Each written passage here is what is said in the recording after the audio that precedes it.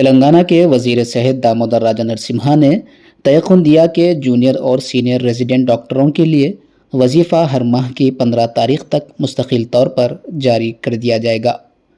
یہ اعلان Telangana junior doctors ایسوسی ایشن اور تلنگانہ سینئر ریزیڈنٹ ڈاکٹرز ایسوسی ایشن کی ان شکایات کے جواب کے طور پر سامنے آیا ہے جنہیں اپنے وظیفے کی وصولی میں تاخیر کا سامنا تھا۔